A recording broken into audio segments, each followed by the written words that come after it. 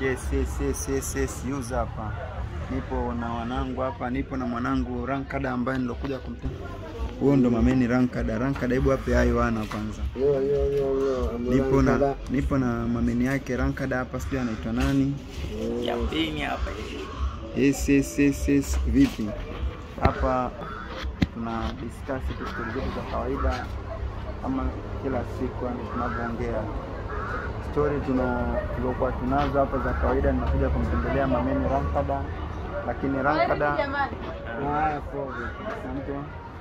mameni Rankada alikuwa na safari hapa, lakini safari yake ameirisha. Kwa sasa tupo hapa tunapiga story 2-3 Mimi labda niwaulize tu changamoto ya mtaani. Mtaani kuna changamoto gani mameni? Mtaani changamoto ni mingi asi.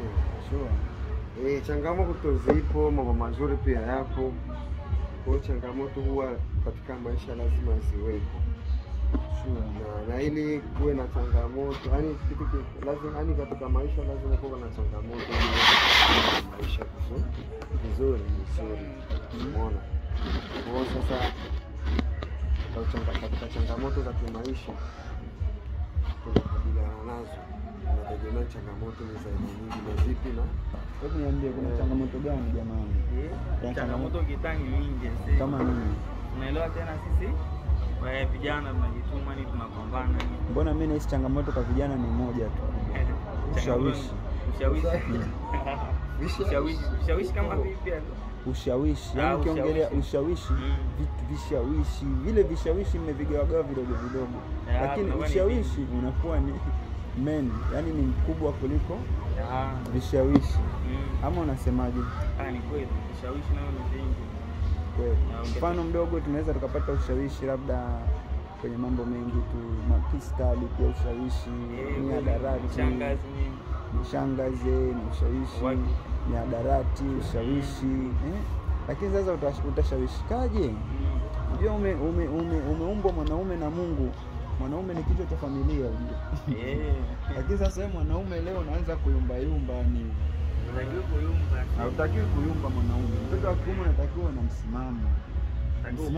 Msikilize kazi mambo ni kama hivyo. Ukiwa na msimamo kwenye maisha, wewe unakuwa na maamuzi.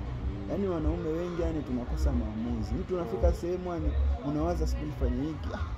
Nifanye hiki. Yaani fika sehemu wewe tu hata maamuzi makali, maamuzi ya kijeshi. Maamuzi ambayo utakayotoa hata mtu mwingine akimwathiri sawa. Lakini haya ndo maisha yapogo hivyo. Never give up. Kweli changamoto ni mengi. Na changamoto sasa hivi bwana iliyokuepo kwetu sisi vijana hatuna hela. Hamna hela ngumu. Hela hamna. Hela upatikana ni kipengele cha vijana hatuna hela. Itabidi tutafute hela.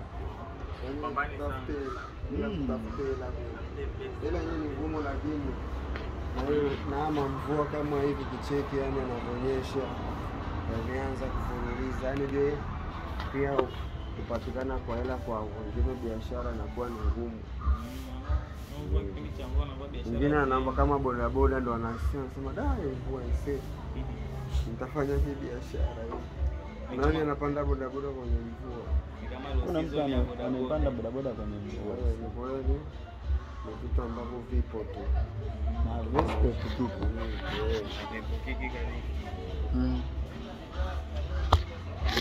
Lakini ndo tutafanyaje sasa? Ndio maisha tuliyojisubiria.